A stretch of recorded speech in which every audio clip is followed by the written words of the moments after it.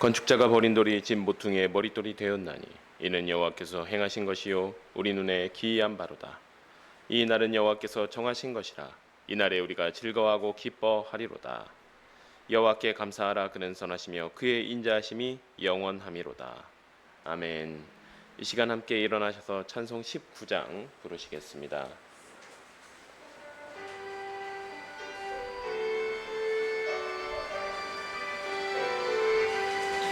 찬송하는 소리 있어 사랑 기뻐하도다. 하늘 아버지의 이름 거룩거룩하도다. 세상 사람 찬양하자.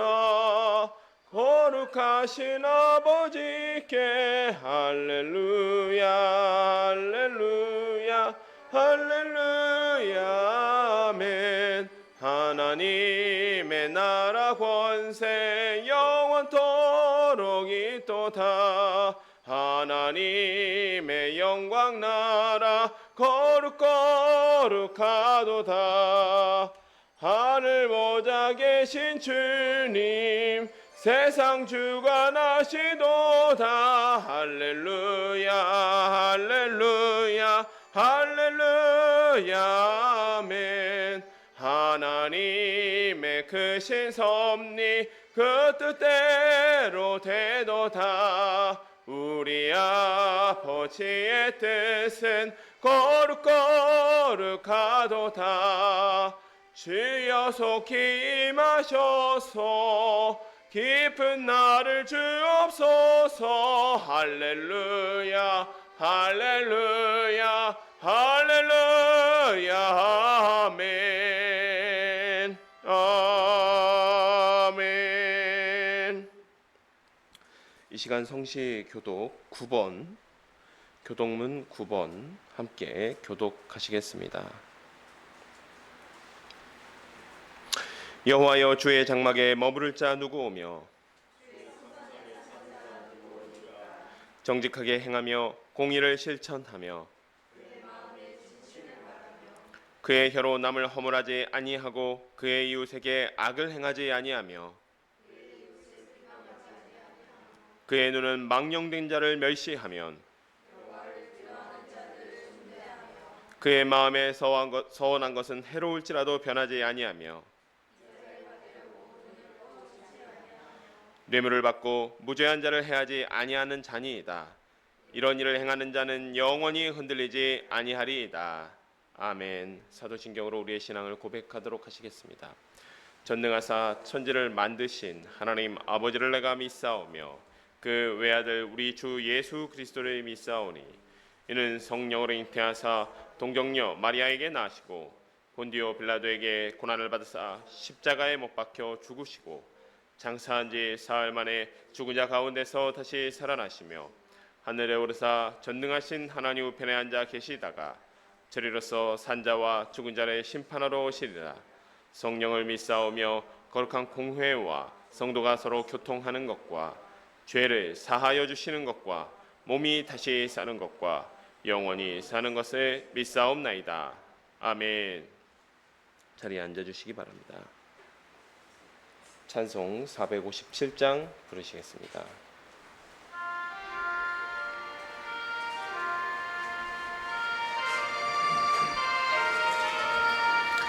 겟세마네 동산에 주를 생각할 때에 근심이나 걱정을 외면할 수 있을까? 나를 항상 버리고 주를 따라가리라.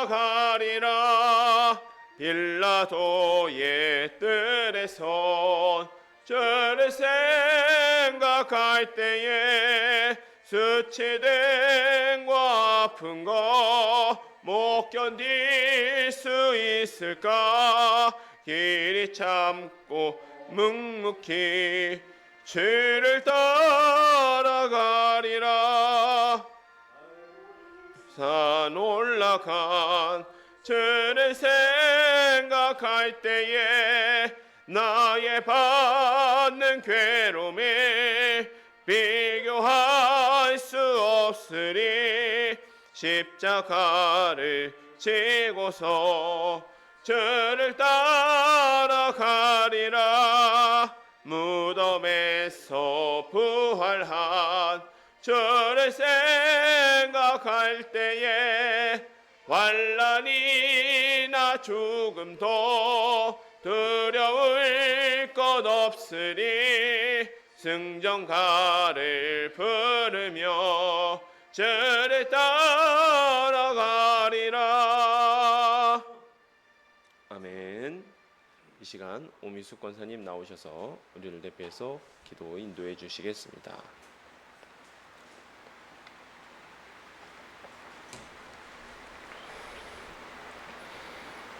거룩하신 하나님 아버지, 복된 날 저희를 주님의 전에 부르셔서 주님의 성원을 찬양하며 영광 돌리게 하시니 감사드립니다. 아멘. 예배를 기뻐 주시고 이 시간 주님의 얼굴을 구하며 말씀을 사모하는 자들 위해 공개려 주옵소서. 새로운 한 달을 여는 8월의 첫 주일입니다.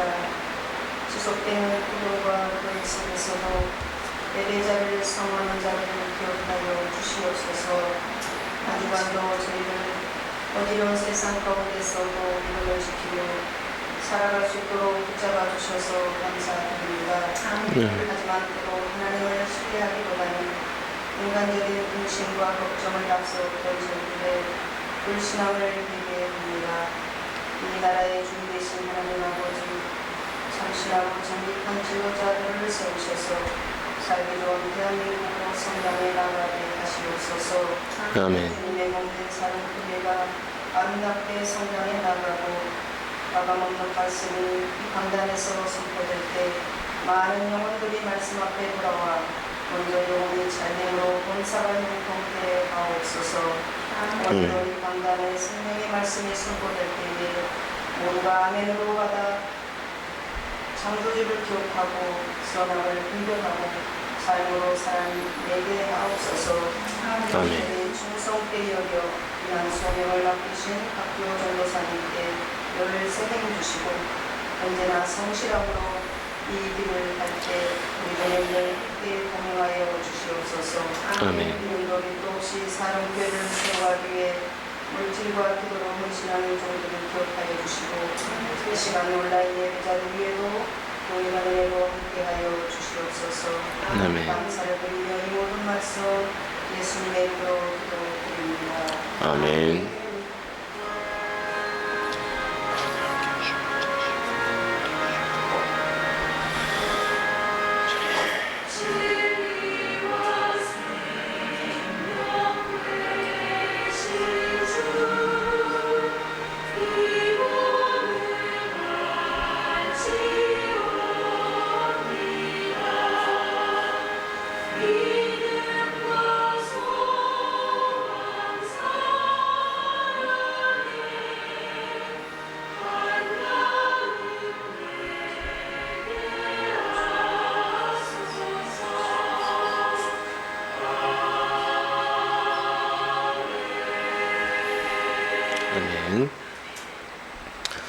이 시간 우리에게 주신 하나님의 말씀은 마태복음 26장 39절 말씀입니다. 마태복음 26장 39절 말씀입니다. 제가 하나님의 말씀을 받들어 봉독하도록 하겠습니다.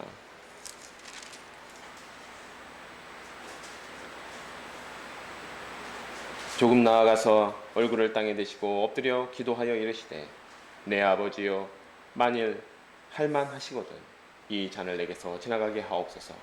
그러나 나의 원대로 마시옵고 아버지의 원대로 하옵소서 하시고. 아멘.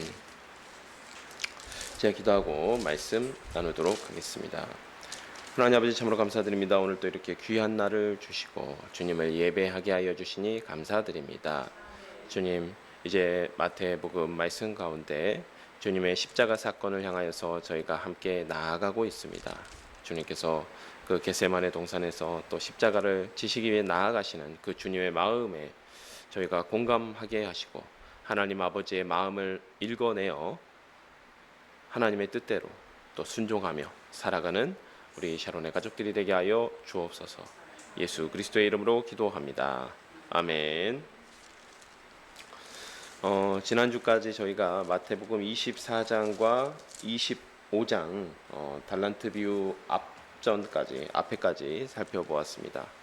예수님은 바리새인과 사두개인들과 논쟁을 통해서 그들의 율법에 대한 이해가 얼마나 잘못된 것인지를 보여주십니다. 그들은 율법을 오해하여 백성들에게는 심히 무거운 짐을 지게 하였고 자신들은 그 율법으로 외식하게 됩니다. 예수님은 그러한 유대인 지도자들에게 심판을 선포하십니다. 그 심판의 내용이 그들의 자부심이었던 예루살렘과 성전이 무너질 것이다 라는 것이었죠. 이에 제자들은 예수께 언제 이러한 일이 있을 것인지를 질문합니다. 첫 번째, 징조가 무엇이고, 두 번째는 그때의 그 종말의 때에 어떤 일이 일어나겠습니까? 라고 하는 질문 두 가지를 던지죠. 이에 예수님께서는 예루살렘과 성전 멸망의 징조를 말씀하시는데, 이 징조라는 것이 예루살렘과 성전 멸망에 대한 것과 그 다음에 이 종말에 있어야 될 일들이 좀 이렇게 혼합되어 있다라고 말씀을 드렸습니다. 그러니까 어떤 한쪽에 대한 것으로만 이렇게 한정지어서 해석하기보다는 예루살렘 멸망 때에 이런 일이 있고, 또한 종말의 때에 역시 거짓 선지자들이 여기저기서 출몰하고, 그 다음에 또 이제 얘기했던 것처럼 예수님께서는 또 번개가 번쩍이듯이 분명히 모든 사람이 알 수 있게끔 오시고, 이런 일들이 일어난다는 것이죠. 자, 그래서 예수님께서는 이렇게 말씀하시는데, 먼저 예수님께서 재림하실 때에 일어날 징조에 대해서 그 종말에 대한 특징을 먼저 말씀하시는데, 첫 번째로는 예수님께서 재림하시는 때는 하나님 아버지를 제외하면 누구도 알지 못한다라고 얘기했습니다. 그래서 이 말은 이제 인성의 예수님 신성과 인성이 동시에 있는 신, 예수님이란 한 인격 안에 신성과 인성이 동시에 있으신 분인데, 예수님의 인성에 대해서도 이것은 마찬가지다. 하나님의 아버지의 뜻이기 때문에 알 수 없다라고 하는 것을 말씀하셨고, 두 번째, 따라서 주님의 재림의 날은 정해놓고 모두 다 알게끔, 그 날에 예수님께서 오시는 모습은 모두 다 보게 되지만 어느 날 갑자기 도적과 같이 임하게 된다라는 것이죠.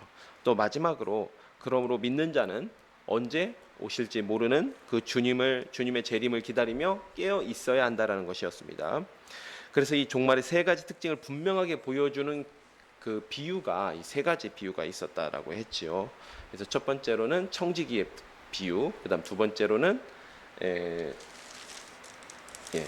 두 번째가 이제 슬기로운 처녀, 미련한 처녀, 등을 준비한 처녀들의 비유, 그 다음에 마지막으로 오늘 함께 처음에 살펴본 이제 달란트 비유가 있게 됩니다. 그래서 이제 마지막으로 저희가 처음으로 이제 달란트 비유를 이 시간에 살펴본 이후에, 그 이후에는 이제 십자가를 지고 가시는 예수님의 모습을 보도록 하겠습니다. 보통 저희가 이 말씀을 할 때 이 마태복음을 이제 이야기할 때 신명기도 좀 비슷했어요. 신명기를 보면 신명기도 모세의 설교로 구성되어 있는 성경이었죠. 모세의 세 편, 또는 학자들에 따라서 이게 세 편이냐 다섯 편이냐 이제 이렇게 좀 갈리긴 하지만, 모세의 설교가 주로 구성이 되어 있어요. 이 모세의 설교는 율법을 설명해주고 풀어주는 것, 새로운 세대에게 설명해주고 풀어주는 그 목적으로 그 설교를 한 것이었고, 이 마태복음도 마찬가지입니다. 마태복음도 제가 앞서 시작할 때 이 하나님의 나라에 대한 주제를 가지고 풀어가는 것이 마태복음이다 라고 말씀드렸고, 이 주제를 풀어가는 방식이 예수님의 설교를 통해서 풀어가십니다. 그래서 5번의 큰 설교가 있었어요. 첫 번째 시작은 마태복음 5장에서 시작되는 산상수훈, 예수님의 공생의 시작과 함께 시작되는 산상수훈 설교로 시작되고, 그 다음에 마지막 설교가 예루살렘에서 십자가 지시기 전에 하셨던 이 종말에 대한 설교입니다. 마지막에 있을 말세에 대한 설교, 종말에 대한 설교. 그래서 마태복음도 역시 커다랗게 예수님의 5편의 설교, 물론 이것은 진짜 5번만 설교하는 게 아니라 예수님께서 공생의 3년 반 동안 여러 차례 했던 그 가르침, 성경 공부, 또 제자 훈련, 또 설교, 이런 것들을 다 합쳐가지고 5편의 설교로 마태가 편집을 해낸 것이죠. 그래서 이제 마지막 설교를 저희가 마지막 설교의 마지막 부분을 살펴보도록 하겠습니다. 그것이 바로 달란트 비유입니다. 14절입니다.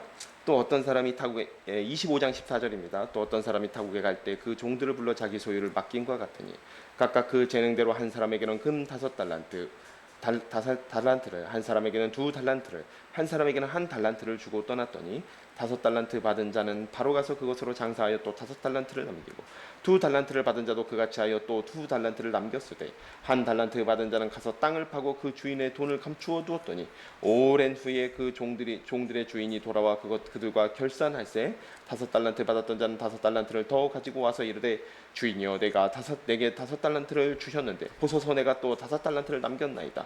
그 주인이 이르되 잘하였도다 착하고 충성된 종아 내가 적은 일에 충성하였음에 내가 많은 것을 내게 맡기리니 내 주인의 즐거움에 참여할지어다 하고 2달란트 받았던 자도 와서 이르되 주인이여 내게 2달란트를 주셨는데 보소서 내가 또 2달란트를 남겼나이다. 그 주인이 이르되 잘하였도다 착하고 충성된 종아 내가 적은 일에 충성하였음에 내가 많은 것을 내게 맡기리니 내 주인의 즐거움에 참여할지어다 하고 1달란트 받았던 자는 와서 이르되 주인이여 당신은 굳은 사람이라 심지 않은 데서 거두고 해치지 않는 데서 모으는 줄을 내가 알았으므로 두려워하여 나가서 당신의 달란트를 땅에 감추어 두었었나이다. 보소서 당신의 것을 가지셨나이다. 그 주인이 대답하여 이르되 악하고 게으른 종아 나는 심지 않는 데서 거두고 해치지 않는 데서 모으는 줄을 내가 알았느냐. 그러면 내가 마땅히 내 돈을 취리하는 자들에게나 맡겼다가 내가 돌아와서 내 원금과 이자를 받게 하였을 것이니라 하고 그에게서 그 1달란트를 빼서 10달란트 가진 자에게 주라. 무릇 있는 자는 받아 풍족하게 되고 없는 자는 그 있는 것까지 빼앗기리라. 이 무익한 종을 바깥 어두운 데로 내쫓으라. 거기서 슬피 울며 이를 갈리라 하니라. 사실 이 비유는 정말 우리 교회에 많이 알려져 있고 소개되어 있는 비유이고 저희 모두가 교회를 다니면서 여러 번 또 설교의 말씀으로서 본문 말씀으로 접해본 비유입니다. 보통 이 비유는 하나님께서 우리에게 주신 은사 또는 어떤 재능을 얼마나 충성되게 사용하였느냐라는 어떤 그런 교훈적 말씀으로 많이 적용하여서 소개하는 경우가 많습니다. 물론 그러한 적용이 완전히 잘못되었다라고 말하기는 어려울 것 같습니다. 그러나 본질적으로 예수님께서 어떠한 맥락에서 어떤 의도를 가지고 이 비유를 드셨는지 차분차분 살펴보면 그것은 종말에 대한 말씀으로 이 비유를 말씀하셨다라는 것입니다. 그렇기 때문에 적용을 하더라도 먼저 종말에 대해서 우리가 한번 살펴보고 묵상하고 그 다음에 이어서 어떤 맡은 바 재능이나 달란트를 얼마나 충성되게 사용할 것인가에 대한 비유로 나아가는 것이 적절할 것 같습니다. 여러분도 잘 알다시피 이 말씀은 한 주인이 타국에 가면서 종들에게 그 재능대로 5개, 2개, 1개 달란트를 나누어 주었습니다. 16절에서 17절을 보면 5달란트, 2달란트 받은 종은 바로 가서 장사를 합니다. 즉 주인이 아무 이유 없이 돈을 맡기지 않았다라는 사실을 알고 주인의 뜻대로 주인의 뜻에 순종하여 직접 바로 나가서 장사를 시작했다라는 것이죠. 주인이 돌아오실 때까지. 누가복음 19장을 보면 아예 누가는 이렇게 기록하고 있습니다. 처음부터 주인이 장사하라고 돈을 맡겼다라는 것입니다. 물론 누가복음에는 달란트가 아니라 문화로 10문화의 비유로 그렇게 기록이 되어 있습니다. 그러나 1달란트 받은 자는 가서 땅을 파고 돈을 감추어 둡니다.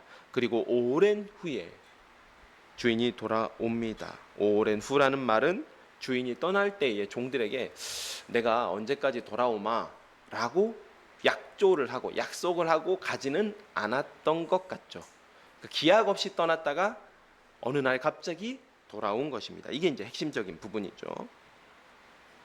앞에 비유, 이제 열처녀의 비유로 설명을 하자면 주인이 더디 온 것입니다. 신랑이 더디 오듯이 주인이 더디 온 것이죠. 그리고 주인이 돌아와서는 돈을 맡긴 종들과 결산합니다. 결산을 했다는 부분을 보더라도 주인이 분명히 이익을 남기라고 종들에게 돈을 맡겼다라는 사실을 우리가 깨달을 수가 있는 것이죠. 자기가 받은 만큼 이익을 남긴 5달란트 또 2달란트 받은 종들에게는 주인이 착하고 충성된 종아 내가 적은 일에 충성했으니 내가 많은 것을 내게 맡기리니 내 주인의 즐거움에 참여할지어다 라고 칭찬하십니다. 이 종들이 받은 칭찬을 좀 더 살펴보면 먼저는 주인에게 착하고 충성된 종이라고 인정을 받았습니다. 이는 그들이 돈을 받은 후 즉시 가서 장사하여 주인의 뜻에 맞는 행동, 주인이 원래 돈을 맡긴 행동을 하였기 때문이죠. 그리고 작은 일에 충성하는 모습, 주인의 뜻에 잘 순종하는 모습을 보였기 때문에 더 많은 것을 맡기십니다. 즉 다시 말하면 주인에게 있어서 돈을 맡긴 일은 더 많은 일을 맡길 수 있는지에 대해서 한번 종들을 시험해 보신 일이었죠. 우리가 많은 하나님의 사람들의 경우를 보면 알 수 있듯이 절대 하나님은 바로 큰 일을 사람에게 턱턱 맡기지 않으십니다. 사람들은 그렇지 않아요. 사람들은 때가 되면 큰 일을 바로바로 맡기기도 합니다. 네. 그래서 제사장 가문 출신의 제사장들은 바로 제사장이 되는 경우도 있고, 또 사람들 같은 경우에는 역사서를 보더라도 7살짜리, 8살짜리 왕을 세웁니다. 하지만 하나님은 자기가 두고 쓰실 하나님의 사람을 부르시기 위해서는 반드시 달아보시고 시험하시는 시간을 두시죠. 모세의 경우에도 무려 그 준비를 시키시는데 80년이라는 시간이 걸렸고, 다윗의 경우에도 기름 부은 후에 최소한 10년 이상을 도망자의 생활로 푹 시험하시고 썩혀 놓으셨습니다. 그리고 그래서 하나님께서는 그 주인 종들에게 먼저 작은 일을 한번 맡겨본 다음에 큰 일을 맡기신다라는 것입니다. 그리고 마지막으로 주인의 즐거움에, 충성된 사람은 주인의 즐거움에 참여하게 된다라는 것이죠. 즉 주인이 돌아와 맡기신 일을 결산할 때 충성된 종만이 주인의 즐거움에 참여할 수 있다라는 것입니다. 이것을 종말의 비유에 비추어 이 비유가 종말에 대한 비유라고 비추어 보았을 때 충성되게 행한 자만이 천국에서 아버지와 함께 그 천국의 기쁨을 누리는 자리에 초청받을 수 있다라는 말씀이 될 것입니다. 하지만 우리가 다 알듯이 한 달란트 받은 자의 모습은 이 동료들과는 매우 달랐습니다. 많이 들어보셨을 만인데 주인이 맡긴 것은 금 한 달란트입니다. 달란트는 중량이죠. 약 3kg에서 34kg 정도 되는 금 중량입니다. 이때 당시 은 한 달란트 정도만 해도 일반 노동자, 육체 노동자에게는 거의 20년 연봉에 해당돼요. 20년 연봉이요. 그러니까 20년 정도, 그러니까 한 데나리온이 노동자의 하루 품삯이잖아요. 근데 이게 한 달란트가 6천 데나리온보다 좀 더 큽니다. 6천 데나리온보다 커요. 6천 데나리온쯤 되기 때문에 한 20년 품삯 정도 되죠. 그런데 이것이 맡기신 것이 금이기 때문에 최소한 그보다 10배 이상 많은 금액이었습니다. 로마 시대의 금, 은의 환전 비율이 최소 10대 1부터 시작하거든요. 시대에 따라 다르지만 10대 1부터 시작해서 15대 1까지 가는 경우도 있습니다. 즉 어마어마하게 많은 금액이었다라는 것이죠. 무슨 말이냐면 이 사람이 장사 미천이 부족해서 땅에 파묻은 것은 아니라는 사실입니다. 그의 태도는 착하고 충성된 동료들과는 다르게 악하고 게으른 것이었습니다. 또 24절을 보면 다른 두 종들은 주인의 뜻을 완전히 이해하고 그의 뜻에 순종하였다면 이 사람은 주인의 성품과 주인의 뜻도 완전히 오해하고 있었다라는 것을 알 수 있습니다. 그는 주인이 완고한 사람이고 심지 않는 데서 거두는, 즉 부당한 이득, 불로소득을 추구하는 사람이다 라고 오해하고 있습니다. 공짜 좋아하는 사람이다. 그러자 주인이 네 말이 정말 그렇다면 차라리 그 돈을 사채를 하는 사람에게 자본을 대주어서, 전주라고 하죠. 자본을 대주어서 이자라도 받게 하지 않았냐고 책망합니다. 그래서 그 한 달란트를 빼앗아 10달란트 가진 자에게 줍니다. 잘하는 사람 밀어준다라는 의미가 아니라 작은 일에 더 충성했던 사람에게 더 큰 일을 맡긴다라는 개념으로 우리가 이해하는 것이 옳겠습니다. 한 달란트 받은 사람은 게으르기도 했지만 주인이 맡긴 돈을 잃어버릴까 봐 두려워했습니다. 이 사람이 땅을 파묻은 동기가 자기가 돈을 잃어버릴까 봐 두려워했다라는 것이죠. 이 무슨 얘기냐면 5달란트, 2달란트 받은 사람이 나가서 즉시 장사했잖아요. 근데 장사가 항상 잘 됩니까? 아니죠. 그 사람들도 위험을 감수했다라는 거예요. 위험을 감수하고 주인의 뜻에 순종했다라는 이야기고, 이 사람은 위험을 감수하기 싫어서 주인의 뜻을 대략적으로 알고 있었음에도 불구하고 땅에 파묻었다라는 것입니다. 무슨 얘기냐면, 우리가 그리스도의 제자로서 살아가는 충성된 삶이라는 것은 우리 역시도 위험을 감수하는 삶이라는 겁니다. 항상 평안하고 항상 풍족하고 누리는 삶이 아니라 그리스도의 제자로 살아가는 천국을 바라보는 삶이라는 것은 이 땅에서는 위험을 감수하고 어려움을 감수하는 삶이라는 것이죠. 성실하게, 그래서 이 5달란트, 2달란트 받은 사람도 원금을 잃어버릴 위험이 있었지만 그 일에 도전하고 또 성실하게 감당했기 때문에 주인의 뜻을 성취할 수 있었습니다. 제자들의 삶도 그러한 모습이 되어야 후에 주인의 평가를 받을 때에 주인의 기쁨에 참여할 수 있는 줄로 믿으시기를 바랍니다. 31절입니다. 이제 종말에 대한 비유를 마지막으로 총 정리를 한번 해주십니다. 예수님께서 인자가 자기 영광으로 모든 천사와 함께 올 때에 자기 영광의 보좌에 앉으리니 모든 민족을 그 앞에 모으고 각각 구분하기를 목자가 양과 염소를 구분하는 것 같이 하여 양은 그 오른편에 염소는 왼편에 두리라. 그때 임금이 그 오른편에 앉은 자들에게 이르시되 내 아버지께 복받은 자들이여 나 창세로부터 너희를 위하여 예비된 나라를 상속받으라. 내가 줄일 때에 너희가 먹을 것을 주었고 목마를 때에 마시게 하였고 나그네 되었을 때에 영접하였고 벌거벗었을 때에 옷을 입혔고 병들었을 때에 돌보았고 옥에 갇혔을 때에 와서 보았느니라. 이에 의인들이 대답하여 이르되 주여 우리가 어느 때에 주께서 줄이신 것을 보고 음식을 대접하였으며 목마르신 것을 보고 마시게 하였나이까? 어느 때에 나그네 되신 것을 보고 영접하였으며 헐벗으신 것을 보고 옷 입혔나이까? 어느 때에 병드신 것이나 옥에 갇히신 것을 보고 가서 배웠나이까? 하리니 임금이 대답하여 이르시되 내가 진실로 너에게 이르노니 너희가 여기 내 형제 중에 지극히 작은 자 하나에게 한 것이 곧 내게 한 것이니라 하시고 또 왼편에 있는 자들에게 이르시되 저주를 받을 자들아 나를 떠나 마귀와 그 사자들을 위하여 예비된 영원한 불에 들어가라. 내가 줄일 때에 너희가 먹을 것을 주지 아니하였고 목마를 때에 마시게 하지 아니하였고 나그네 되었을 때에 영접하지 아니하였고 헐벗었을 때에 옷 입히지 아니하였고 병들었을 때와 옥에 갇혔을 때에 돌보지 아니하였느니라 하시니 그들도 대답하여 이르되 주여 우리가 어느 때에 주께서 줄이신 것이나 목마르신 것이나 나그네 되신 것이나 헐벗으신 것이나 병드신 것이나 옥에 갇히신 것을 보고 공양하지 아니하더이까? 이에 임금이 대답하여 이르시되 내가 진실로 너에게 이르노니 이 지극히 작은 자 하나에게 하지 아니한 것이 곧 내게 하지 아니한 것이니라 하시니라. 그들은 영벌에 의인들은 영생에 들어가리라 하시니라. 아멘. 예수님께서 천사들과 함께 영광스럽게 재림하실 때에는 심판을 위해서 오시는 것입니다. 그리고 사실은 구원을 완성하기 위해서 오시는 것이죠.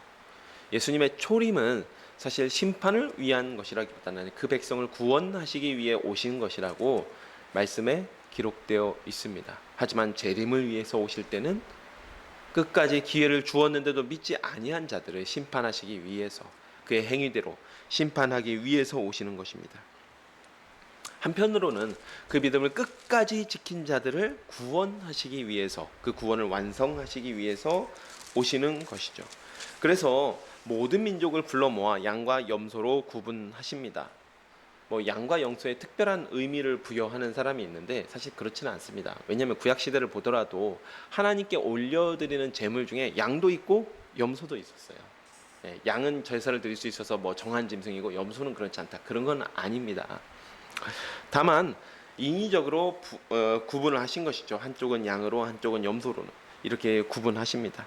양들에게는 창세로부터 예비된 나라를 상속받으라고 말씀하십니다. 이전에 마태복음이 시작하기 전에 마태복음은 천국 복음이다. 물론 모든 복음서 말씀에 천국에 대한 말씀이 있지만 마태복음이 특별히 그것을 더 강조하고 있다라는 것이라고 말씀을 드렸습니다. 마태가 천국 복음이라는 주제에 초점을 맞추고 있다면 그 천국 복음 주제의 가장 정점이 어디냐면 바로 여기입니다. 바로 여기예요. 예수님의 그 설교 말씀에, 공생의 설교 말씀의 가장 정점이 바로 여기에서 되는 거예요. 예수님의 가르침의 가장 최종 결론이라고 할 수 있죠. 3년 반 예수님의 가르침의 최종 결론이 바로 이 부분입니다. 재림하신 예수님께서 심판의 자리에서 양과 염소로 나눈 두 무리에게 동일한 말씀을 하십니다. 한편에는 내가 형편이 어렵고 힘들 때 나를 돌보았다라고 하는 것이고, 다른 한편에는 너희들은 내가 어떻게 형편이 어려울 때도 나를 돌보지 아니하였나라고 하는 것이고, 두 무리 모두 다 반응이 똑같습니다. 우리가 언제 그렇게 하였습니까? 라고 질문하자 예수님께서는 지극히 작은 자 하나에게 한 것이 바로 예수님 당신께 한 일이라고 말씀하십니다. 사실 이 말씀은 이전에도 하신 말씀이죠. 누가 큰 자이냐라고 얘기할 때 천국에는 지극히 작은 자를 섬기는 자가 큰 자다. 이 말씀 이전에도 하셨어요. 그 심판의 결과 악인들은 영벌, 영원한 심판, 의인들은 영생, 곧 영원한 생명에 들어가라라고 말씀하십니다. 여기서 의인들에게 영생을 주어 들어가게 하신 천국은 그들을 위해 예비된 나라를 상속받게 하시는 것입니다. 예비된 나라를 상속받게 하시는 것입니다. 근데 예비된 나라이고 우리의 하늘 아버지의 나라를 상속받는 것입니다. 법적으로 이제 그게 자연적으로 이루어지는 것이죠. 하지만 예수님께서는 분명하게 그 상속받는 일에 지극히 작은 자에게 행한 것을 말씀하십니다. 이 이야기는 예수를 믿어 구원받고 천국에 가는 것은 분명합니다. 이것을 부인하면 이단이에요. 이것을 부인하면 천국에 갈 수 없고, 이것을 부인하면 천국 백성이 아니고 하나님 나라를 소유할 수 없습니다. 누구도 그렇습니다. 혹시라도 막 이것을 너무 강조해서 막 행위로 마치 구원받는 것처럼 이야기하면 그럴 수 없습니다. 그거는 이단이라는 것이죠. 다만 그 믿음이라는 것에 우리에게 큰 오해가 있다라는 것이죠. 그 믿음은 아무런 대가나 행위를 요구하지 않는 것이 아니라는 것이에요. 정확하게 얘기해서 예수를 믿는 믿음이라는 것은 믿음에 걸맞는 믿음의 열매, 곧 선한 행실을 하나님께서 우리에게 분명하게 요구하고 계신다라는 것을 말씀하고 있는 것입니다. 이게 왜 우리가 행위로 구원받지 않는다라고 이야기할 수 있냐면, 이 차이가 무엇이냐면, 행위로 구원받는다라는 것은 우리의 행위가 구원받기에 충분하다라는 거예요. 우리의 행위로, 우리의 행위가 구원받기에 충분하다. 이게 얼마나 교만한 이야기입니까? 얼마나 교만한 이야기예요. 실제 기독교 역사 가운데 그런 사람들이 있었습니다. 어거스틴이라는 사람이 활동할 때도 펠라기우스라는 사람이 자기의 행위로 충분히 우리가 기도하고 말씀하고 경건하게 살면 우리의 행위로 구원받을 수 있어 라고 얘기했습니다. 다 이단으로 정죄받았습니다. 우리의 행위로는 구원받을 수 없습니다. 다만 우리가 예수를 믿고 예수를 믿었을 때, 하나님의 백성이 되었을 때에는 이제는 우리의 이 악한 성품이 변화되었기 때문에 하나님을 만족시키고 하나님을 기쁘게 해드릴 수 있는 그런 행위를 예수 안에서 그 믿음 안에서 할 수 있다라는 얘기예요. 할 수 있는데 하지 않았다면 그것은 충성스럽지 못한 것이죠. 그것은 게으른 것이죠. 즉 우리는 행위로서 구원받는 것은 아니지만 하나님께서는 이제는 믿는 자에게 믿음의 행위를 요구하신다라는 것입니다. 그리고 그것들을 심판의 자리에서 반드시 하나님께서 따져보신다라는 것이죠. 우리에게. 자, 다음입니다. 이제 예수님께서 이 마지막 설교를 마치신 후에 이제는 6월절을 앞둔 시간, 6월절을 이틀 앞으로 다가온 시간이 되었습니다. 그래서 예수님의 십자가를 지시기 위한 준비들, 그 사건들이 26장에 기록되게 되어 있고, 그 사건은 이제 겟세마네 동산에서 기도하시는 사건, 그리고 체포되시는 것까지 이어지게 됩니다.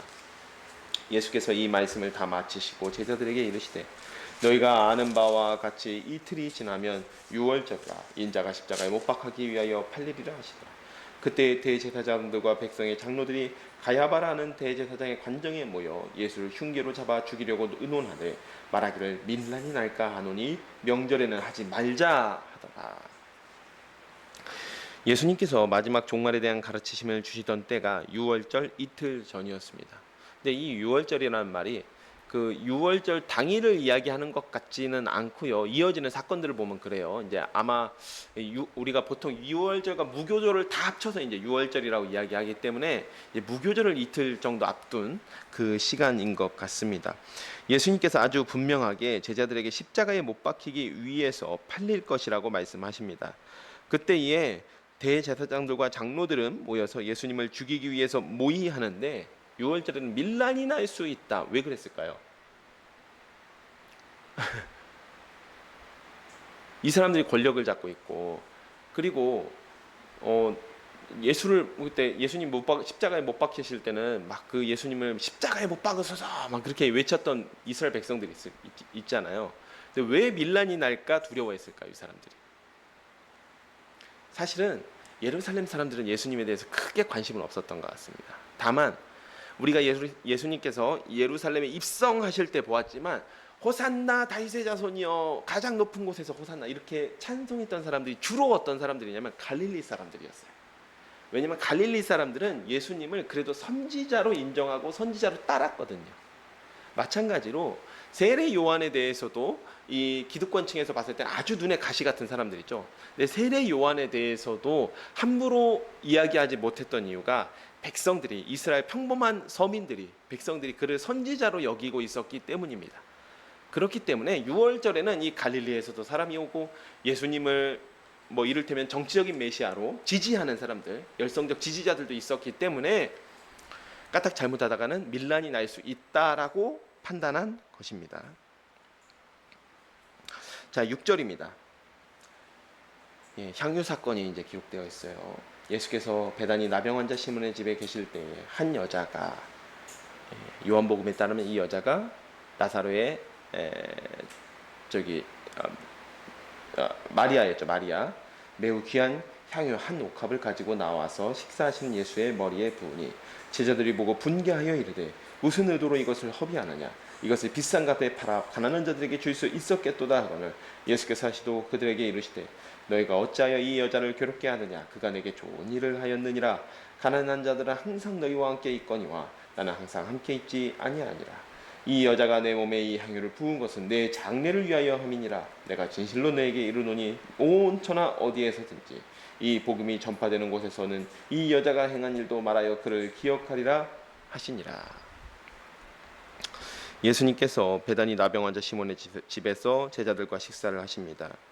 베다니는 나사로와 마리아가 살았던 동네이기도 하고요.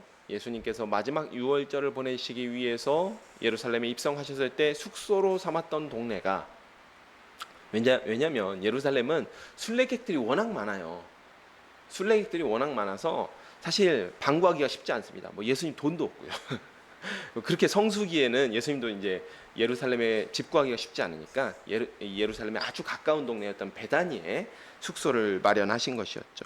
그래서 이 나병 환자 시몬의 집에서 식사를 하고 계셨습니다. 그런데 이 식사를 하시던 중에 이때 당시에는 이제 요한복음의 기록에 따르면 이때 제자들만 있었던 것은 아니고요. 여기에 나사로도 함께 있었고 또 마리아도 이 식사 자리에 함께 있었던 것입니다. 그런데 한 여자가, 마리아죠. 그 마리아가 귀한 향유 한 옥합을 가지고 나옵니다. 이 향유는 돈괴를 맡은 가룟 유다의 계산에 따르면 300데나리온이나 하던 물건. 그러니까 안식일을 제외하면 1년을 꼬박 모아야 1년 연봉에 해당되는, 거의 요즘 자동차 한 대 값에 해당되는 그런 물건을 가지고 나온 것입니다. 그리고 이 물건은 귀한, 집에 귀한 손님이 오셨을 때 그 머리에 한 방울 찍어서 발라드리는, 그게 귀한 손님을 맞아드리는 예법이었던 그런 기름입니다. 근데 이 여자가 향유를 식사하시던 예수의 머리에 붓고 그 발을 닦습니다. 머리로 그 발을 닦습니다. 제자들은 이 일을 돈을 허비하는 일로 보았습니다. 그것을 팔아서 가난한 자들에게 나누어 줄 수 있었기 때문이죠. 요한에 따르면 이러한 불만을 주도적으로 이야기했고 이러한 불만을 아주 깊숙이 품고 있었던 사람이 가룟 유다로 보여요. 그러니까 여기서는 모든 제자들이 마치 이랬던 것처럼 보이지만 사실 주도적으로 이러한 불만을 이야기했던 사람은 가룟 유다였다라는 것이죠. 일견은 타당한 이야기일 것입니다. 왜냐하면 이 전체적인 이 이 유월절 분위기를 보면요, 유월절 같은 명절에는 가난한 자들을 위해서 자선을 행하던 분위기가 있었던 것 같습니다. 그런 문화가 유대의 전통적으로 그런 문화들이 있었기 때문에 어, 있었다라는 것이죠. 그래서 예수님도 종말에 대한 말씀에서 지극히 작은 자를 섬기는 것이 나를 대접하는 것이라고 말씀하셨죠. 그러니까 상당히 일리 있어 보이는 이야기예요. 그러나 예수님은 이 여자가 좋은 일을 하였다라고 평가하고 있습니다. 제자들은 향유를 돈으로 계산했지만 예수님은 이것을 자신의 장례를 위한 일로 여기십니다. 향유는 장례를 위한 일에도 사용했지만 지금 여자의 행동은 자기가 의도하지 않았어도 예수님의 머리에 기름을 부은 일입니다. 무슨 얘기냐면, 여러분, 기름 부음 받았다, 이게 뭐죠? 이러한 사람을 메시아라고 하죠. 다른 말로 하면 그리스도라고도 합니다. 이 여자 마리아가 의도를 가지고 예수님의 머리에 기름 부은 건 아니었어요. 보통 그 기름 붓는 일은 선지자가 다른 왕을 세울 때 머리에 기름 붓거나 또는 제사장이 기름 붓거나 하는 일들을 감당했었죠. 하지만 이 여자는 향유를 들고 와서 이 귀한 기름을 들고 와서 예수님의 머리에 부어드렸습니다.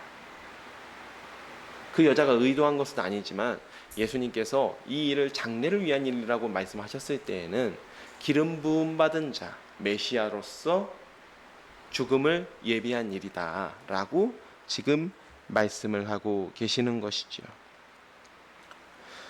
마침 그 행위가 메시아로서 십자가에 죽으실 예수님께서 자신의 죽음을 예비하는 행동으로 받아주십니다. 얼마나 예수님께서 이 일을 중요하게 받으셨으면 복음이 전파되는 곳마다 이 여자가 행한 일을 함께 전하여 기억하게 하라고 당부하십니다.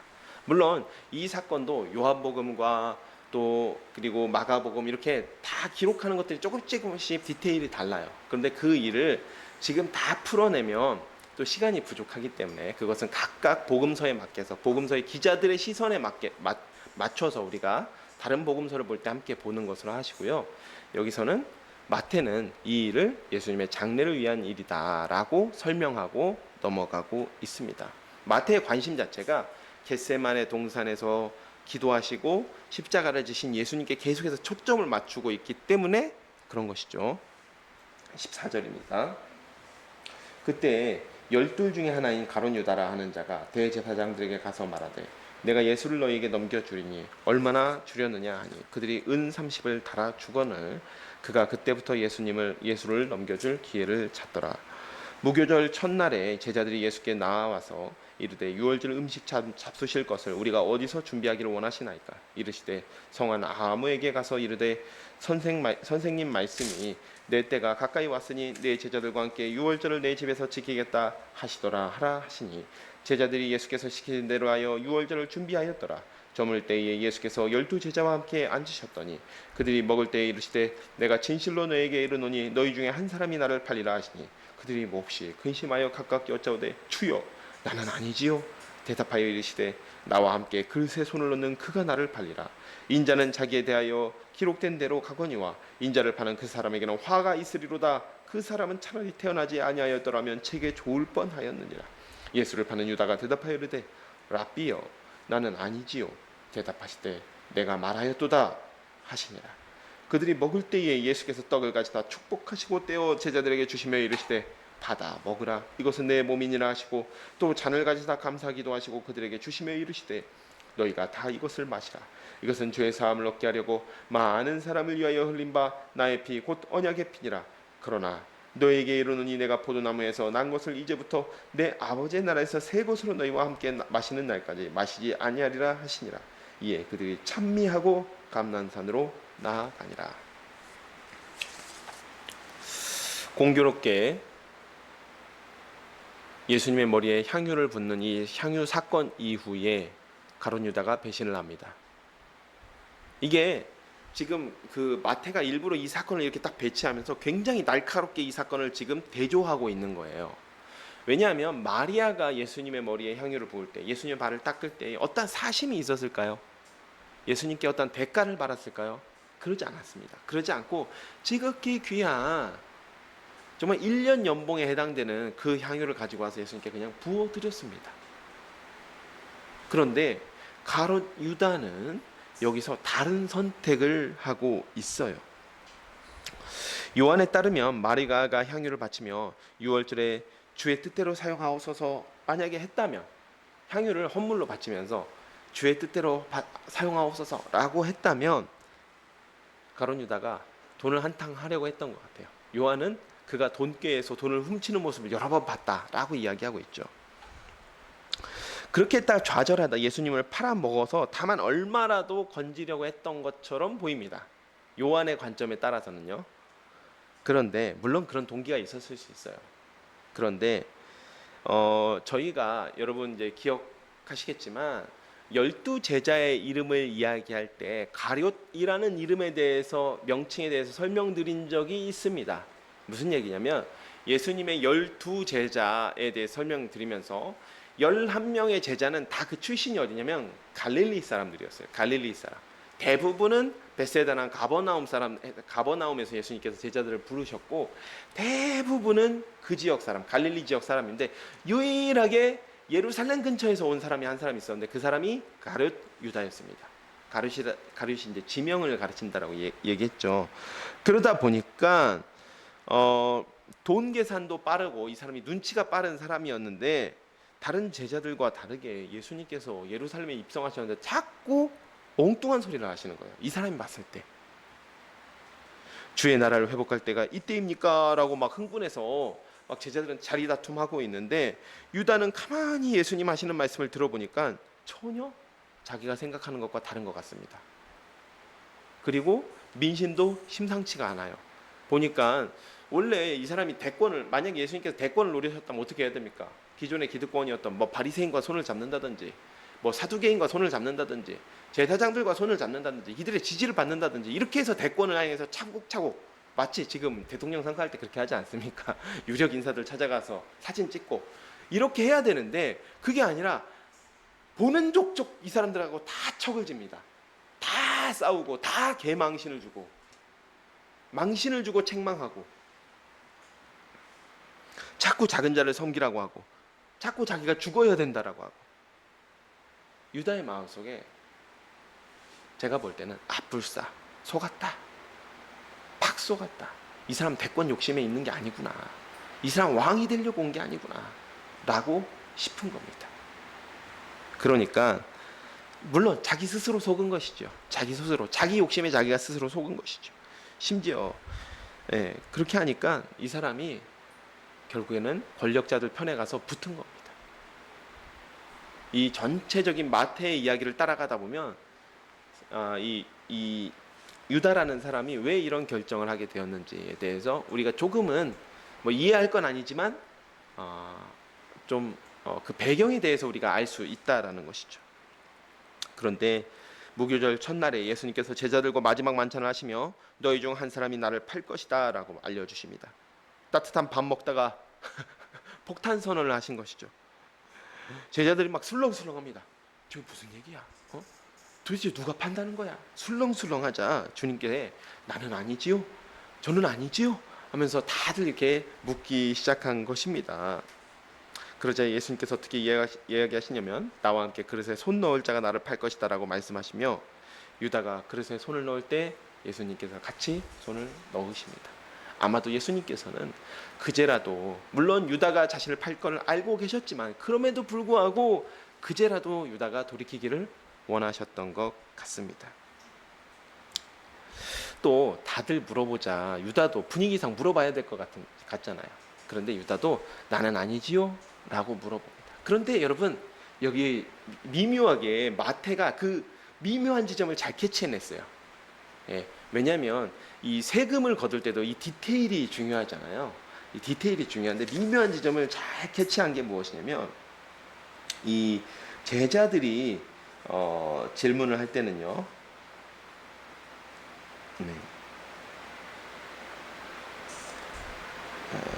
죄송합니다. 22절입니다. 22절 제자들이 질문할 때 어떻게 질문합니까? 주여 나는 아니지요? 이렇게 대답합니다. 질문을 드립니다. 맞죠? 그런데 유다가 질문할 때 한번 보십시오. 25절입니다. 랍비여 나는 아니지요? 이렇게 질문합니다. 호칭이 달라졌죠. 호칭이 달라졌어요. 그러니까 이 마태가 이 디테일을 파악하고 여기다 이렇게 쓴 거예요. 무슨 얘기냐면 유다는요 예수님을 주님이라고 부르지 않습니다. 유다는 예수님을 주님이라고 부르지 않아요. 헬라어로 큐리오스, 큐리에, 주여. 이거는 사실은 황제한테도 그때 당시에는 이제 로마 시대 황제 때 붙였던 호칭이기도 한데 유다는 절대로 예수님을 주님이라고 하지 않습니다. 선생님, 랍비, 나의 선생님 이 정도로만 부르고 있습니다. 끝까지 예수님을 팔아먹는 그 순간까지도 유다는 예수님을 절대 주님이라고 부르지 않습니다. 유다가 예수님을 주님이라고 믿지 않았다라는 사실을 마태는 이 디테일한 호칭을 파악해서 기록하고 있는 것입니다. 그리고 유다가 그렇게 나는 아니지요 라고 묻자 예수님께서 내가 말하였다라고 굉장히 듣는 바에 따라서는 애매하게 받아들일 수 있게끔 말씀하십니다. 무슨 말일까요? 네가 아니라고 잘 말했다 라는 말일까요? 나는 아니지요? 너 네가 얘기했네 라는 말일까요? 그래서 듣는 제자들도 아무도 유다가 예수님을 팔아먹을 거라고 생각하지 못했던 것 같아요. 하지만 유다는 곧바로 알아듣습니다. 눈치가 빠른 사람이잖아요.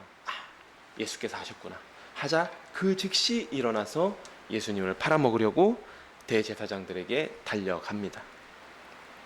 예수님께서 이어서 성찬을 베푸십니다. 예수님께서 잔을 들어 포도주를 주시며 이것은 많은 사람을 위한 언약의 피라고 말씀하십니다.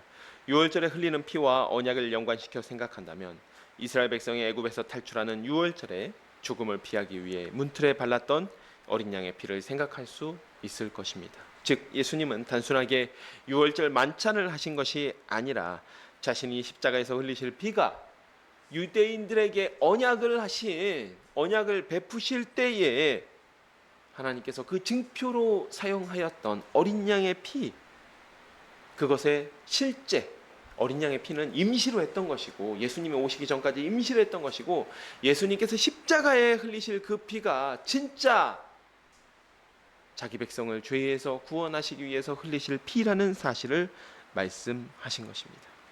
그러면서 29절에 포도나무에서 난 것을 아버지 나라에서 새 것으로 제자들과 함께 마실 때까지 마시지 않겠다라고 약속하십니다. 이는 천국을 의미하는 것이면서도 예수님의 십자가 죽음 사건이 사실은 부활을 통해서 승리하실 사건이라는 것을 가르쳐 주신 것입니다. 자, 31절입니다. 그때 예수께서 제자들에게 이르시되 오늘 밤에 너희가 다 나를 버리리라. 기록된 바 내가 목자를 치리니 양의 떼가 흩어지리라 하였느니라. 그러나 내가 살아난 후에 너희보다 먼저 갈릴리로 가리라. 베드로가 대답하여 이르되 모두 주를 버릴지라도 나는 결코 버리지 않겠나이다. 예수께서 이르시되 내가 진실로 내게 이르노니 오늘 밤 닭 울기 전에 내가 3번 나를 부인하리라. 베드로가 이르되 내가 주와 함께 죽을지언정 주를 부인하지 않겠나이다 하고 모든 제자도 그와 같이 말하니라. 이때 예수님께서 스가랴서 13장 7절을 인용하세요. 목자를 치라는 예언이 성취될 것이라고 말씀하십니다. 스가랴서를 보면 이 목자를 하나님께서 뭐라고 표현하시면 나의 짝된 자라고 표현합니다. 나의 짝된 자, 그 목자를 치라라고 말씀하세요. 하나님의 작정에 따라 이스라엘의 목자를 칼에 내어주시겠다라는 의미인데 그 말씀이 바로 예수님 자신에 대한 예언이라고 말씀하셨습니다. 그러면서 부활하신 후에는 제자들보다 먼저 갈릴리로 가실 것도 예언하십니다. 사실 이 사이에 베드로가 예수님을 부인했다가 갈릴리로 돌아가는 사건을 말씀하고 계시는 것이죠. 그런데 마침 그 말씀을 들은 베드로가 다른 사람 모두 주를 버릴지라도 나는 절대 주님을 버리지 않겠습니다 라고 장담을 합니다. 그리고 예수님은 네가 닭이 울기 전에 3번 나를 부인할 것이다 라고 말씀하시죠. 36절입니다. 그렇게 제자들이 감람산으로 올라갑니다. 이에 예수께서 제자들과 함께 겟셋마네라고 하는 곳에 이르러, 이 겟셋마네는 감람산의 한 지역을 의미하는 거예요. 따로 지역이 있는 것, 구별되어 있는 게 아니라 감람산의 한 지역을 겟셋마네 동산이라고 불렀던 것입니다.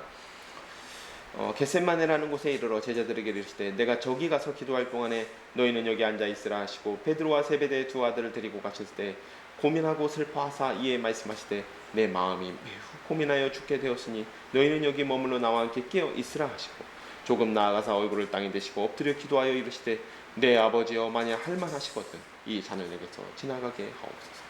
그러나 나의 원대로 마시옵고 아버지의 원대로 하옵소서 하시고 제자들에게 오사 그 자는 것을 보시고 베드로에게 말씀하시되 너희가 나와 함께 1시간도 이렇게 깨어 있을 수 없더냐. 시험에 들지 않게 깨어 기도하라. 마음에는 원이로되 육신이 약하도다 하시고 다시 두 번째로 나아가 기도하여 이르시되 내 아버지여 만일 내가 마시지 않고는 이 잔이 내게서 지나갈 수 없거든 아버지의 원대로 되기를 원하나이다 하시고 다시 오사 보신즉 그들이 잔이 이는 그들의 눈이 피곤함일러라. 또 그들을 두시고 나아가서 세 번째 같은 말씀으로 기도하시고 이에 제자들에게 오사 이르시되 이제는 자고 쉬라. 보라 때가 가까이 왔으니 인자가 죄인의 손에 팔리느니라. 일어나라 함께 가자. 보라 나를 파는 자가 가까이 왔느니라.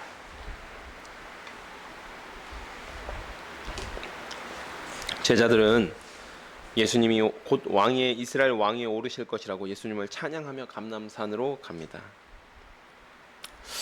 아마 제자들이 이 감람산으로 가는 것을 되게 이제 막 거사가 임박했다 이렇게 좀 받아들였던 것 같아요. 네, 이제 예수님께서 좀 그런 뉘앙스의 말씀도 하시고 하거든요.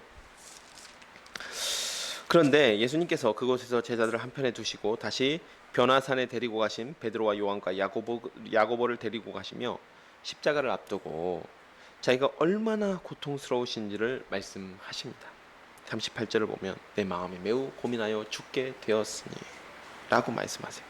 그렇게 세 제자를 데리고 가셨으면서 예수님은 다시 세 제자와 떨어져서 얼굴을 땅에 대시고 엎드려서는 십자가의 고통을 아버지께서 할 만하시면 제발 좀 잔을 지나가게 해주십시오 라고 기도하십니다.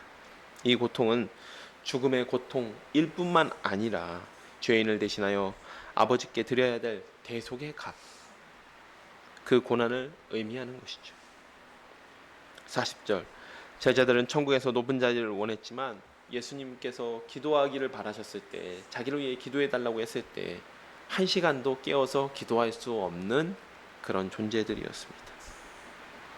아마도 제자들은 예수님께서 이 감람산에 가서 기도하시는 것을 예수님께서 거사를 앞두고 나서 마음을 좀 다 잡으시기 위해서 기도하시나 보다라고 생각했던 것 같아요. 그러니 예수님의 이런 죽음에 임박해서 느끼는 고통을 그때 당시에 제자들은 전혀 이해할 수도 없고 공감할 수도 없었던 것이죠. 그러니 깨어 기도할 수 있었겠습니까? 육신이 약하기도 하지만 예수님은 제자들에게 시험에 들지 않게 깨어 기도하라고 말씀하시고 다시 2번, 3번 동일하게 기도하십니다. 두 번째 기도는 첫 번째 기도와 비슷하지만 조금 달라요. 첫 번째 기도에서는 십자가를 피할 수 없다는 사실을 알고 계세요. 이미 알고 계세요. 그렇지만 피할 수 있다면 피하고 싶다라는 마음을 드러내셨어요. 근데 두 번째, 세 번째 기도에서는 오직 예수님의 십자가의 순종만이 아버지의 뜻이 성취되는 길이라면 순종하겠습니다 라고 기도합니다. 예수님께서 기도를 마치시자 예수를 잡으려는 자가 예수를 찾아옵니다. 예수님께서 잡히시는 모습입니다. 여기까지만 보도록 하겠습니다. 47절입니다. 말씀하실 때 12 중에 하나인 유다가 왔는데 대제사장들과 백성의 장로들에게 파송된 큰 무리가 칼과 몽치를 가지고 그와 함께 하였더라. 예수를 파는 자가 그들에게 군호를 짜 이르되 내가 입 맞추는 자가 그이니 그를 잡으라 한지라. 곧 예수께 나와 랍비여 안녕하시옵니까 하고 입을 맞추니 또다시 랍비여 라고 이야기하죠. 예수께서 이르시되 친구여 내가 무엇을 하려고 왔는지 행하라 하신대 이에 그들이 나와 예수께 손을 대어 잡는지라. 예수와 함께 있던 자 중 하나가 손에 손을 펴 칼을 빼어 대제사장의 종을 쳐 그 귀를 떨어뜨리니 이에 예수께서 이르시되 내 칼을 도로 칼집에 꽂으라. 칼을 가지는 자는 다 칼로 망하느니라. 너는 내가 내 아버지께 구하여 지금 12군단 더 되는 천사를 보내시게 할 수 없는 줄로 아느냐. 내가 만일 그렇게 하면 이런 일이 있으리라 한 성경이 어떻게 이루어지겠느냐 하시더라. 그때 예수께서 무리에게 말씀하시되 너희가 강도를 잡는 것 같이 칼과 몽치를 가지고 나를 잡으러 나왔느냐. 내가 날마다 성전에 앉아 가르쳤을 때 너희가 나를 잡지 아니하였도다. 그러나 이렇게 된 것은 다 선지자의 길을 이루려 함이니라 하시더라. 이에 제자들이 다 예수를 버려두고 도망하니라. 마침 유다가 대제사장이 보낸 무리와 함께 칼을 들고 예수님을 체포하려고 찾아옵니다. 그리고 예수님께 친교의 입맞춤을 해요. 친교의 입맞춤을 하는 것을 신호로 삼아서 예수님을 잡으려고 하지요. 왜냐하면 밤 늦은 중이었으니까 누가 예수님인지 알 수 없었기 때문에 그렇게 표시를 해준 겁니다. 유다가. 그러자 51절 곁에 있었던 자라고 하는데 베드로죠. 베드로가 칼로 대제사장의 종의 귀를 자릅니다. 근데 이때 베드로가 든 것을 이제 검이라고 보통 번역을 했었거든요. 근데 사실 검이라고 하면 보통 장검을 이야기하잖아요. 큰 칼. 근데 사실 그런 것은 아니고요. 보통 이 유대인들이 보통 이렇게 먼 길로 여행을 가거나 했을 때 야생 동물이나 혹은 강도의 위험으로부터 자기를 지키기 위해서 이렇게 품 안에 둘 만한 단검 같은 것들을 가지고 다녔다라고 이야기합니다. 그리고 누가복음에 따르면요, 예수님께서 감람산 오르기 전에 이런 얘기를 해요. 감람산에 오르시기 전에 전대를 팔아서 칼을 챙기라. 이게 무슨 얘기죠?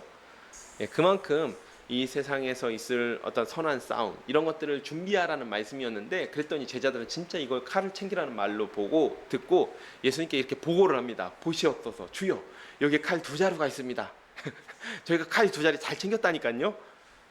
예, 칼까지 챙겼으니까 더더욱이 거사가 임박했나 보다 이런 이제 생각을 했겠죠. 마침 칼을 들고 있었기 때문에 베드로가 그 칼을 들어서 대제사장의 종이었던 말고의 귀를 자르게 되는 것이죠. 하지만 예수님은 성경을 이루기 위해서, 곧 하나님 아버지의 기뻐하시는 뜻을 이루기 위해서 잡히시고, 왕이자 목자가 잡히자 제자들은 모두 예수님을 버리고 도망갑니다. 자, 그런데 예수님께서 여기서 내가 12군단도 더 되는 천사들을 동원할 수 없겠냐라고 이야기하시죠.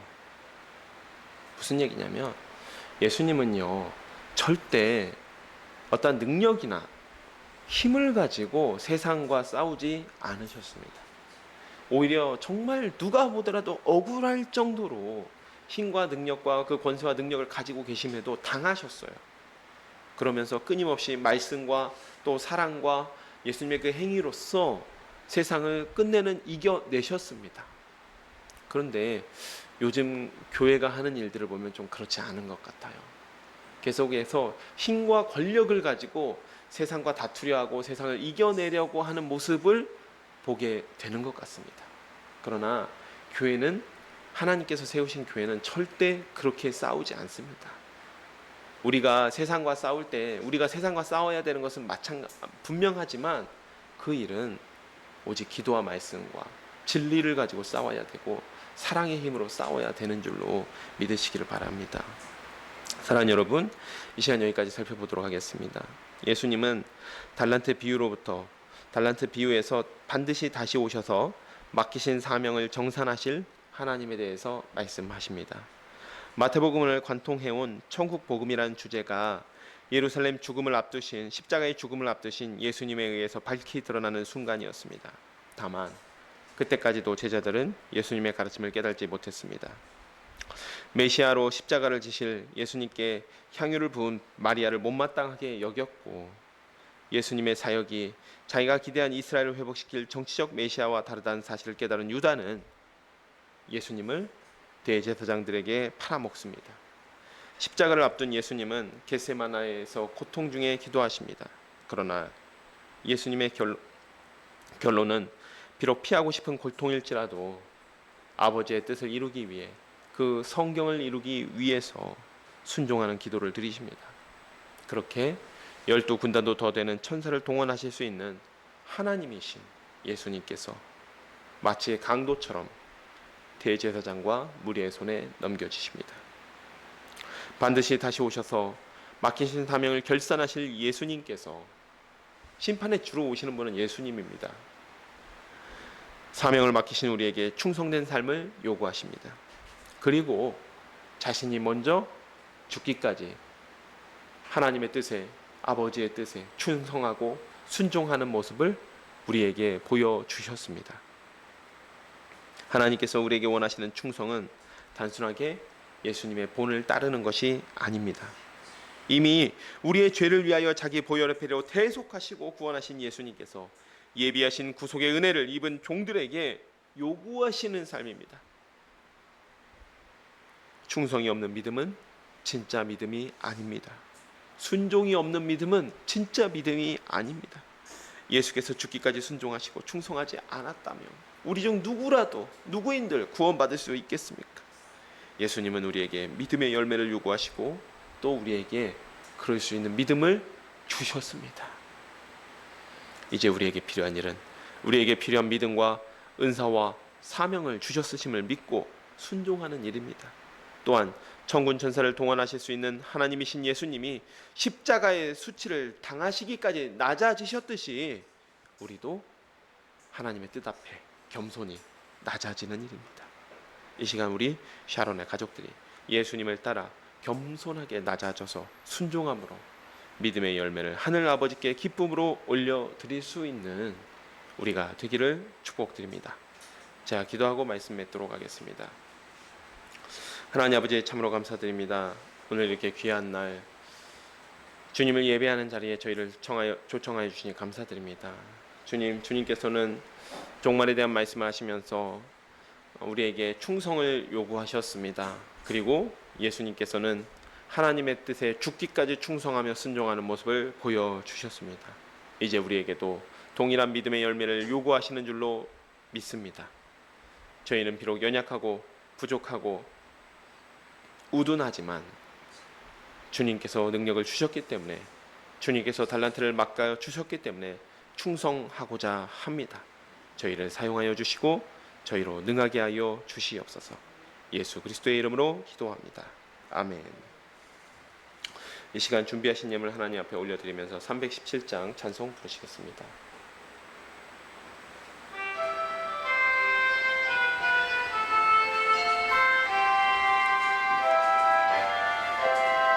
내 주 예수 주시는 해 한없건만 내 주 앞에 이 적은 것 다 드리니 주 예수여 내 정성을 받으소서. 주 날 위해 보배로운 피 흘리사 그 귀하신 생명까지 나 주시니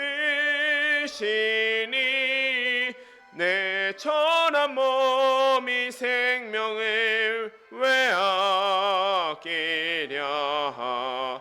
주 예수께 빚진 것이 한없건만 나 주 위에 드린 것은 참 적으니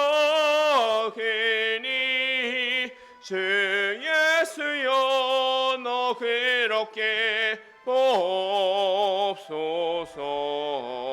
날 위하여 십자가에 피 흘리심 주 예수의 은혜로서 인치시고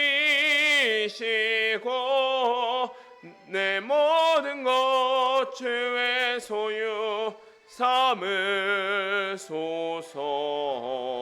주 날 위해 그 귀하신 몸 버리사 이 내 몸을 피값으로 사셨으니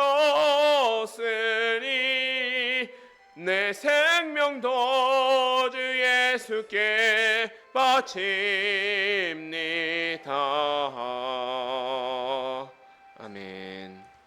드려진 헌금 위해서 제가 기도하겠습니다. 하나님 아버지, 참으로 감사드립니다. 오늘 또 이렇게 귀한 날 주시고 주님 예배할 수 있게 해주시니 감사드립니다. 주님 그 십자가에서 우리를 위해서 모든 것을 다 주셨습니다. 그 은혜에 감사하여 주님께서 주신 모든 것 중에 물질의 일부를 가져와 주님 앞에 올려드립니다.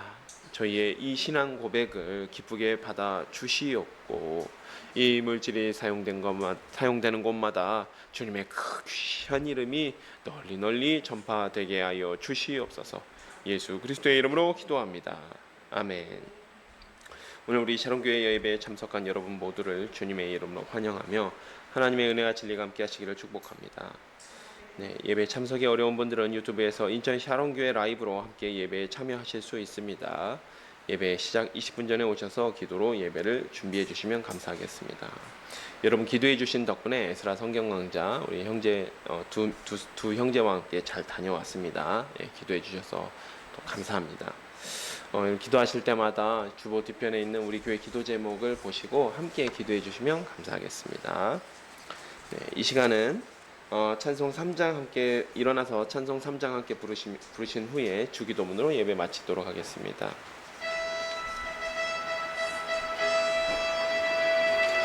성부 성자와 성령 찬송과 영광 돌려 보내세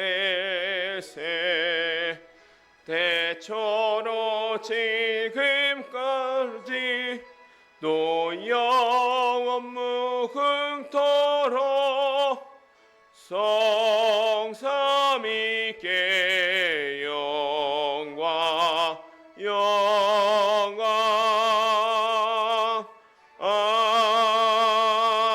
아멘.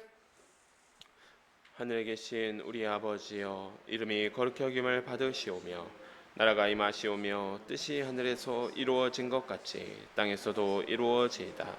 오늘 우리에게 일용할 양식을 주시옵고 우리가 우리에게 죄 지은 자를 사하여 준 것 같이 우리의 죄를 사하여 주시옵고 우리를 시험에 들게 하지 마시옵고 다만 악에서 구하시옵소서.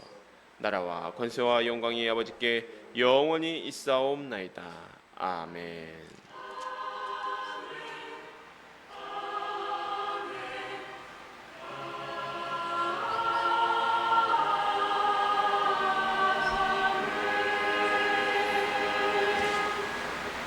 네, 예배 마쳤습니다. 하나님께 영광과 감사의 박수 올려드리겠습니다.